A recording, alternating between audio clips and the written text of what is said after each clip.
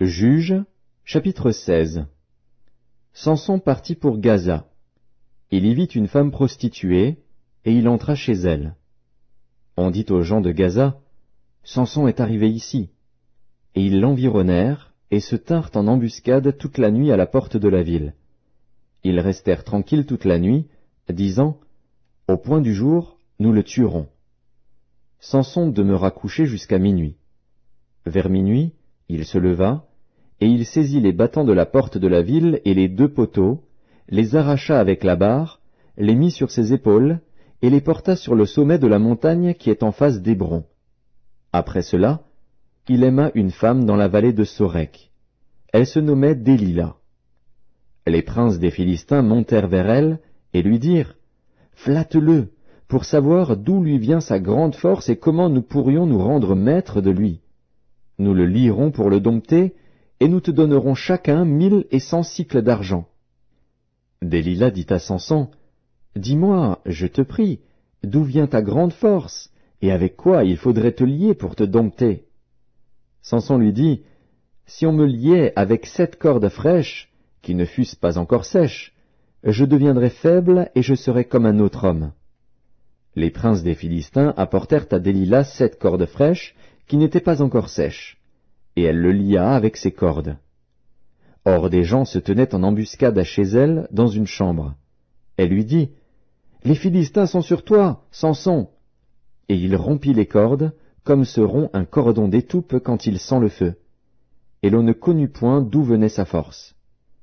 Délila dit à Samson, « Voici, tu t'es joué de moi, tu m'as dit des mensonges.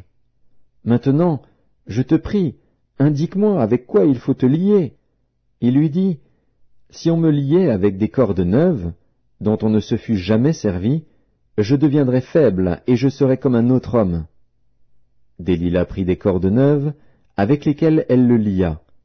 Puis elle lui dit, « Les Philistins sont sur toi, Samson !» Or des gens se tenaient en embuscade dans une chambre, et il rompit comme un fil les cordes qu'il avait au bras. Délila dit à Samson, « Jusqu'à présent tu t'es joué de moi, tu m'as dit des mensonges.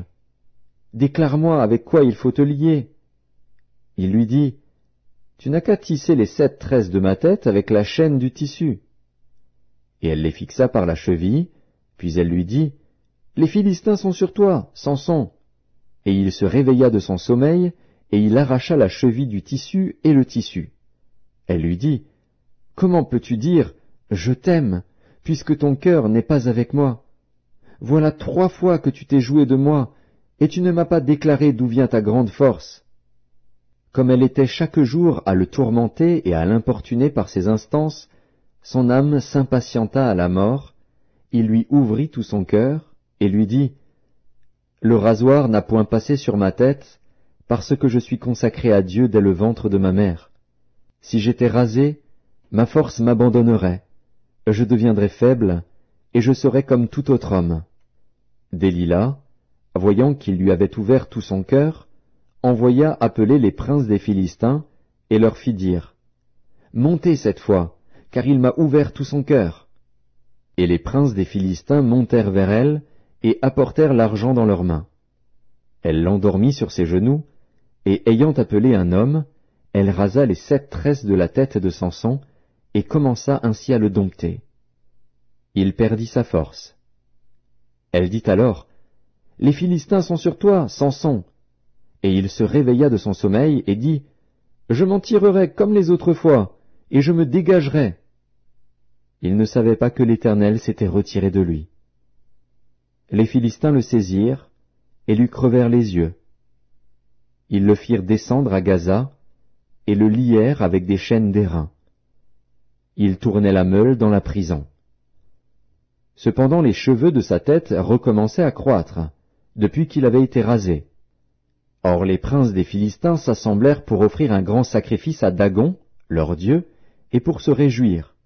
Ils disaient, « Notre Dieu a livré entre nos mains Samson, notre ennemi. » Et quand le peuple le vit, ils célébrèrent leur Dieu, en disant, « Notre Dieu a livré entre nos mains notre ennemi, celui qui ravageait notre pays et qui multipliait nos morts. » Dans la joie de leur cœur, ils dirent, « qu'on appelle Samson, et qu'il nous divertisse. » Ils firent sortir Samson de la prison, et il joua devant eux.